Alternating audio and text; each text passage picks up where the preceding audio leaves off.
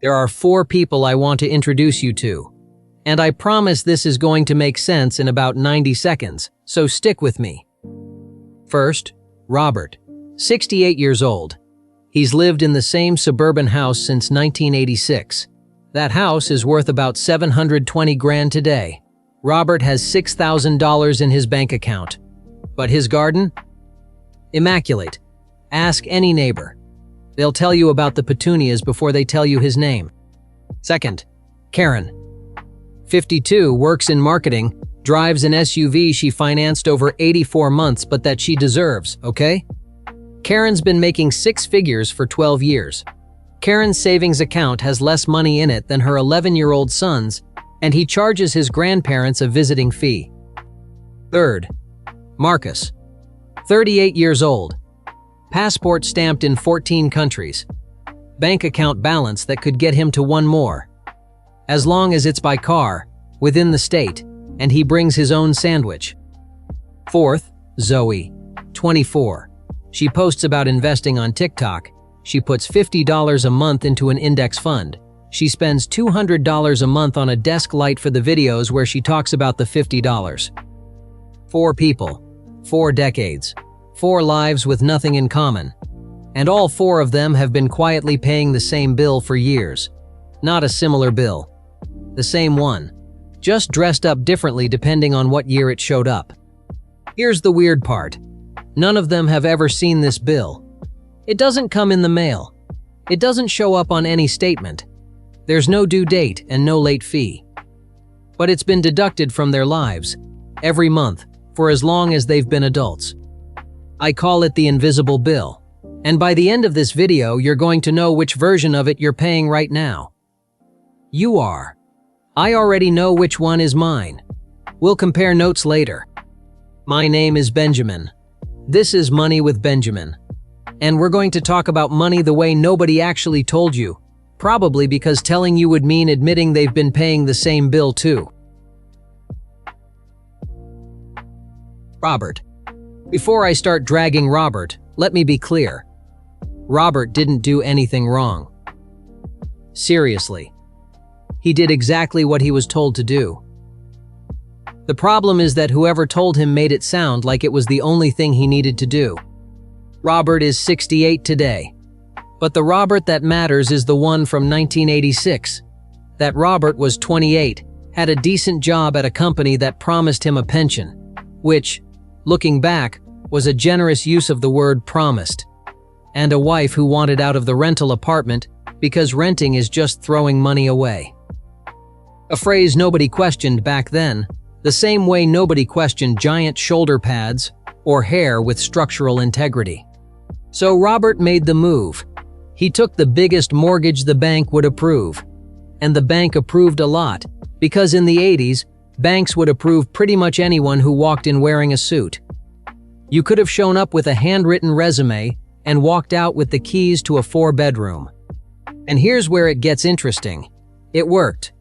The house Robert bought for $90,000 in 1986 is worth $720,000 today. He multiplied it by 8. If that was a stock, he'd have a documentary about him. Except for one thing. You don't sell the house you live in. You live in it. Robert's house is basically an ETF he sleeps inside. He's rich on paper and broke in the refrigerator. The electric bill arrives, and he can't pay it with appreciated bricks. So here's the invisible bill Robert has been paying. Every month, for 40 years, he was paying a bill called "I'm treating one asset like it's the whole plan." Nobody sent him that bill. Nobody told him it existed. But every dollar he poured into the second bathroom remodel, the deck extension, the kitchen upgrade, every one of those dollars was also a dollar he wasn't putting into a retirement account that he could actually, spend. And I'll tell you something. I did a smaller version of this for years. Not with a house, with a car. I kept putting money into a car I already owned. Because the car was the visible thing. The invisible thing was that I had almost nothing saved at 32. The car was clean. The savings account had cobwebs. Different bill, same category. Robert's invisible bill ran for 40 years before it came due. and it came due at 68, which is, statistically, a terrible time to discover you have a bill. Who, as it happens, brings us to the next character. Sort of. Karen. Karen makes $120,000 a year. Karen has made that for 12 years. Multiply that out. $1.4 million in lifetime earnings, just in the last 12 years. You know how much Karen has saved for retirement. $83,000. Let me say that again. 120 grand a year. 12 years. 83,000 saved. I know what you're thinking. But taxes. But life. But the kids. Yeah, I know. But still, something is mathematically off here. And the thing that's mathematically off has a cute little name in English that nobody says out loud. Lifestyle creep. In plain language, every time Karen got a raise, her life grew along with it. Promotion at 32. New car. Hit 6 figures at 38. Bigger house. Because the boys need space. The boys needed space to drop their backpacks on the floor, but okay. New title at 42. Nicer gym. The kind with eucalyptus in the sauna and a guy named Brandon who tells you your posture is opening your heart. Each decision on its own made sense. Look at them individually. New car? Fair. Bigger house? Reasonable. Better gym? Health is a priority. You can't look at any single decision Karen made and call it dumb. The problem isn't any one decision. The problem is the pattern. Here's what happened to Karen, mathematically. Every raise she got, her life absorbed completely. Like a sponge that grows to fit the bucket, no matter how big the bucket gets. The gap between what comes in and what goes out, which is like the only thing that matters in building wealth, stayed exactly the same for 12 years. Just at a bigger number. Karen makes 4 times what she made at 28. She saves exactly the same percentage she saved at 28. Which is, to be honest, basically nothing. So here's Karen's invisible bill. Every raise she got, she was also signing up for a recurring charge called My Lifestyle just got more expensive forever. New car. That's not a one-time purchase.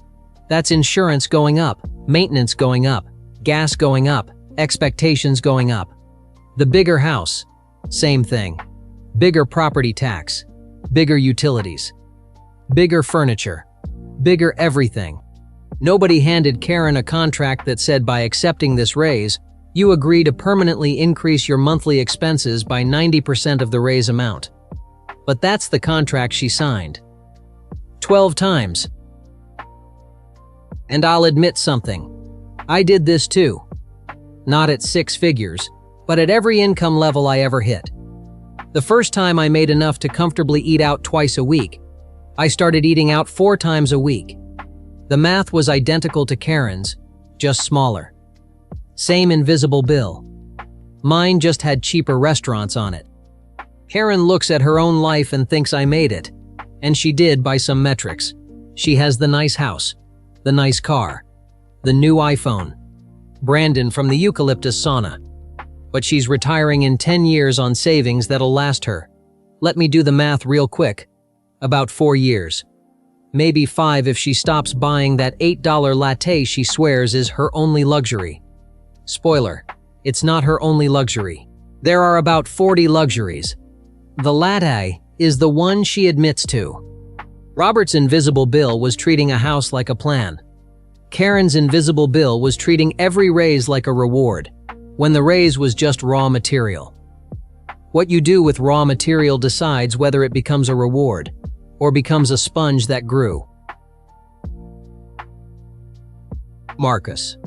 Now, Marcus. And if you were born between roughly 1981 and 1996, this one's going to sting a little. That's okay. We'll get through it together. Before I say anything about Marcus, I need to say this. The math actually moved against his generation in ways that weren't his fault. The 2008 crisis wiped out the early careers of an entire cohort at exactly the moment they were supposed to start building. Student loans exploded. Housing prices left wages in the dust. Entry-level jobs started requiring 5 years of experience, which is, if you think about it for 1 second, mathematically impossible. So when Marcus couldn't afford the things that used to mean I'm an adult now, the house, the pension, the savings, he did what any rational person would do. He spent on the things he could afford. Experiences, travel, restaurants, concerts, the curated life. And the culture stood up and applauded. Every think piece, every Instagram caption, every lifestyle brand sang the same hymn. Spend on experiences, not things. You can't take it with you. Collect moments, not possessions. Each one of those phrases sounds like wisdom, and there's a kernel of truth in each one. The problem is what nobody added at the end of those sentences.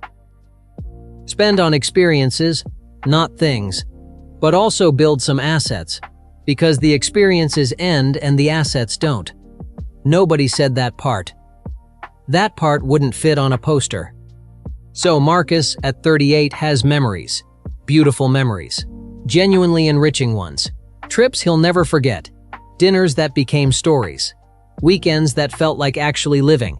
He has 14 countries in his passport and approximately $0 in any account that compounds. Here's Marcus's invisible bill. Every you only live once weekend was also a you still have to retire eventually weekend, charged in installments to a future version of himself who hasn't been informed yet. Each trip wasn't expensive. Together, they replaced something. They replaced the boring part. The part where you put a percentage of every paycheck somewhere it grows in silence while you're not looking. Marcus didn't fail. He was sold a substitution and told it was an upgrade. And I'll tell you the version of this that I did. I once spent 6 months traveling instead of investing the same amount. I do not regret the 6 months. I do regret thinking that the 6 months counted as a plan. Those are two different things. Memories aren't a retirement account. They're memories. They're great. They're also non-transferable to your utility company in 30 years. The invisible bill Marcus was paying had a beautiful name on the envelope. It said, "Living your best life." The amount being deducted, in the small print, said, "Every asset you didn't build during your highest energy decade." Robert paid the bill for treating one asset like a plan. Karen paid the bill for upgrading her lifestyle with every raise. Marcus paid the bill for confusing memory building with wealth building. And then there's Zoe. Zoe is interesting, and not in the way you might expect. Gen Z is, by some measures, the most financially literate generation in history at their age. They grew up with finance content in their feed. They know what an index fund is at 19. They use the word compound in casual conversation. They understand concepts that previous generations didn't encounter until their 30s, or ever. So you'd think they escaped the bill entirely, right? Not quite. Zoe's version of the invisible bill is the most visible one ever invented, because it lives online. For Zoe's generation, the signal of having arrived isn't a house. It isn't a lifestyle. It isn't a passport. It's an aesthetic. The apartment that photographs well. The desk setup. The outfit. The carefully curated visual identity that says, "I have arrived." Not to your neighbors, not to your coworkers, but to strangers on the internet who will never meet you. And here's the cruel twist. Zoe is doing this while investing. She has the index fund. She puts $50 in every month. She's genuinely proud of it, and she should be. That's more than Marcus was doing at 24. That's more than Karen was doing at 24. That's possibly more than Robert was doing at 24. But she also spends $200 a month on items whose primary function is how they look on her feed. The ring light, the aesthetic notebook, the matching desk accessories, the candle that's in the background of every video. Do the ratio. 4-to-1. $4 performing wealth for every $1 building wealth. Zoe's invisible bill is the smallest one in this whole video, and the most interesting, because she's the only one who can actually see the bill if she looks at it carefully. The other three need a guide. Zoe just needs a mirror. Her bill says, "You're using the language of wealth building to perform financial awareness, while the actual numbers stay small." It's a subtle bill. It's not even a big bill at 24. But it has a feature the other bills don't have. It compounds in two directions. Every dollar she spends on the aesthetic is a dollar that doesn't grow. And every dollar that doesn't grow is a dollar that doesn't grow for 50 years. That's the math nobody mentions when they talk about Gen Z and money. The mistakes Zoe makes today get multiplied by 50. Robert's mistakes got multiplied by 40. Karen's by 30. Marcus's by 20. The earlier the bill, the bigger the bill. That's just how time works. And I'll be honest, I have a version of this one too. Mine isn't on TikTok, because nobody wants to see me on TikTok. But I have spent money on things that performed competence rather than created it. Books I never read. Courses I never finished. Software subscriptions for productivity systems I used for 2 weeks. All of it looked like investment. None of it actually compounded. Same invisible bill, different aesthetic. So, 4 people, 4 decades, 4 invisible bills. Robert paid for treating one asset like a plan. Karen paid for upgrading her lifestyle with every raise. Marcus paid for confusing memories with assets. Zoe is paying for performing wealth instead of building it. Different signals, different decades, same bill. And here's the part that nobody tells you. The invisible bill never stops.